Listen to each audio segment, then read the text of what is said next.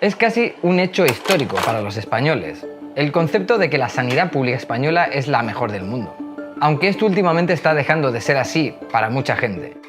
La crisis sanitaria empieza antes de la pandemia y tiene muchos componentes: la falta de financiación, la falta de médicos en algunas especialidades, la despoblación o el aumento de la edad de la población.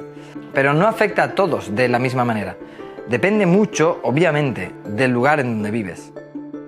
Pongamos que necesites pedir cita en atención primaria. En la Comunidad Valenciana tendremos que esperar unos 10 días. En Andalucía, Baleares y Madrid son 9, que son 4 días más con respecto a los 5 del País Vasco, pero 2 menos de los que cabría esperar en Cataluña. El segundo factor es ¿cuántos médicos hay en tu comunidad autónoma? Si miramos a los datos, vemos como por 1000 habitantes, Castilla y León estaría a la cabeza de este ranking. De media, España tiene unos 90 médicos de cabecera por 100.000 habitantes. Si ahora comparamos estos datos con el resto de Europa, vemos que España está por delante de Italia, pero muy por detrás de Portugal y de Irlanda, que son 2 países con los que la gente no suele tomar referencia en este campo. El retraso en las listas de espera es un problema crónico y se ha agravado tras 2 años de vuelco total de la sanidad tras la pandemia.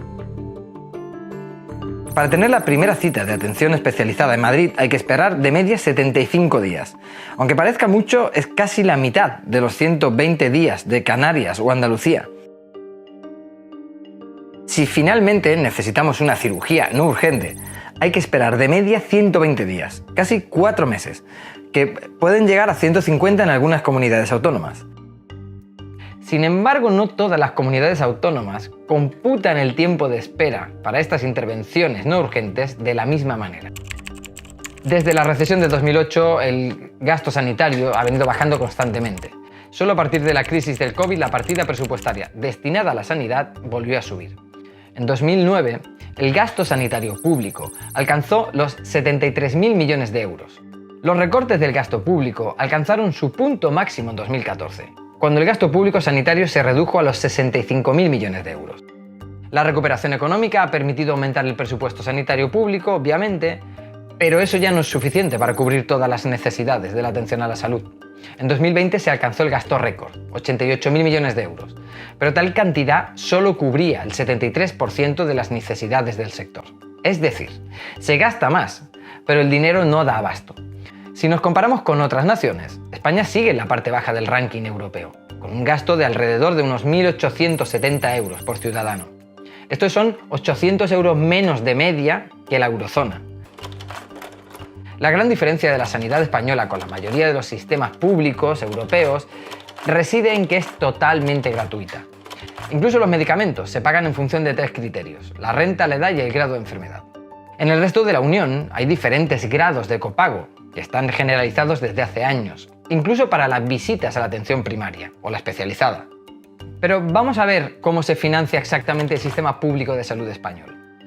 Las comunidades autónomas tienen competencias exclusivas en materia sanitaria, es decir, deciden cómo se organiza el sistema de salud y cómo se gasta el dinero de los ciudadanos en esto. El Estado es el que recauda el dinero a través de impuestos como el IRPF, el IVA o el impuesto de sociedades y otro tipo de imposiciones. El Gobierno central asigna a cada comunidad autónoma una partida del presupuesto y ésta puede gastarlo como mejor considere en salud. Al presupuesto estatal hay que añadir también el presupuesto autonómico derivado de los impuestos autonómicos para la salud. La sanidad representa el mayor gasto en los presupuestos de todas las comunidades autónomas. Navarra, por ejemplo, que es la que menos gasta, aún así dedica el 23% del gasto anual del gobierno. Las comunidades con más población son las que más gastan. Pero si miramos el gasto por persona, vemos que la situación se invierte.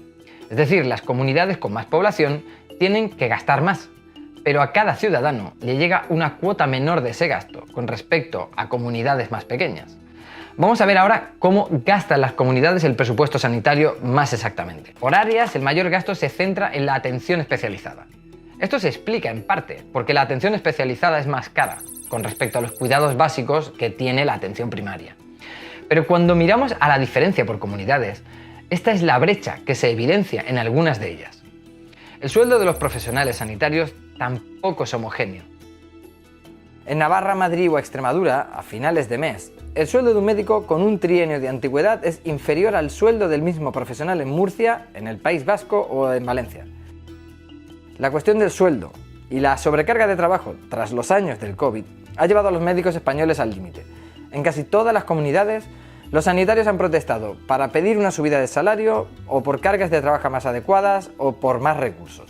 Los médicos de atención primaria han sido el principal colectivo implicado en estas reivindicaciones y Madrid, la comunidad donde más se ha visibilizado este conflicto. El problema de la sanidad ha sido el gran talón de Aquiles y el asunto que ha provocado un mayor desgaste político al gobierno de Isabel Díaz Ayuso, sobre todo en el último tramo de la legislatura.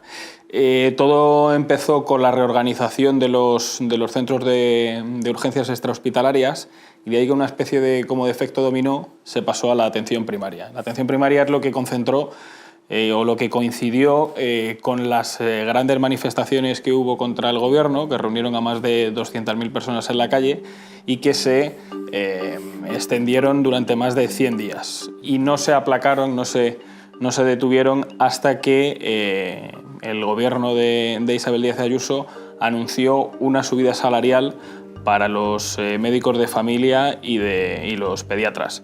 Esta subida era de hasta 1.150 euros por médico y se hizo con varios pluses. Y si bien es verdad que el problema está amortizado, también es cierto que las huelgas continúan, aunque su impacto es mucho menor y no se espera ninguna nueva movilización. En España, el acceso a la profesión médica está regulado en dos fases. Primero, a través de la formación universitaria, donde las plazas están limitadas y su acceso está bastante restringido, pero también por la habilitación profesional, que se obtiene solo después de haber cursado el MIR, es decir, el Programa de Médicos Residentes, que es competencia del Ministerio de Sanidad español.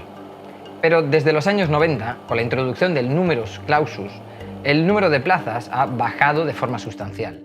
Después de años, el gobierno de Pedro Sánchez ha decidido dar un vuelco y subir de golpe el número de plazas disponibles en las facultades de medicina. Durante muchos años, sobre todo durante los años de los recortes del gasto público, se redujo de forma muy importante también el número de plazas MIR. Esto impidió que los licenciados en medicina pudieran acceder a la última etapa de su formación profesional, lo que ha creado un embudo que ha impedido a muchos titularse y acceder así al mundo laboral.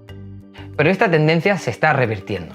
Para los profesionales sanitarios, aumentar el número de médicos no es la solución. Sostienen que un aumento desproporcionado puede dañar la calidad de la atención médica. Y ampliar el número de plazas podría menoscabar la calidad de la formación y empobrecer el mercado laboral, según estos médicos.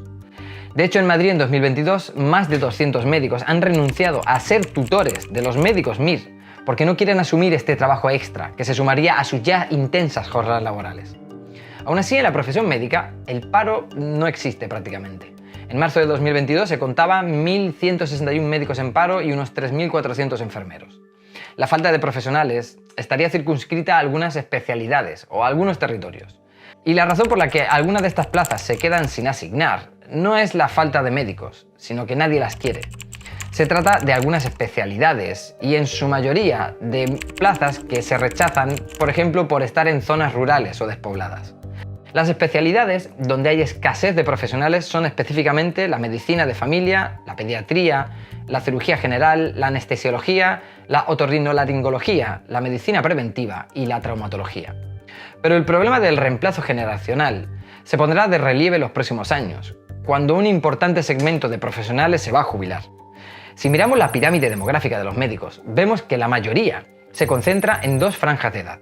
Los médicos entre 55 y 65 y los que tienen entre 35 y 44. En los próximos 10-15 años se van a jubilar gran parte de los médicos de la última parte de la pirámide.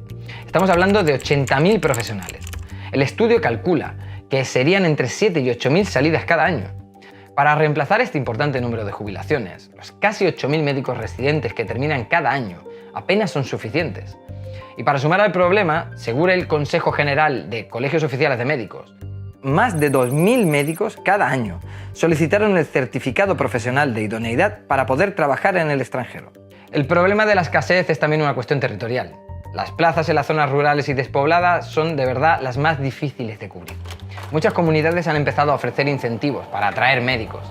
Sin embargo, solucionar los problemas de la sanidad con complementos representa un parche y una forma indirecta de subir la retribución de los médicos, sin tener que cambiar el convenio o de hacer nuevas contrataciones.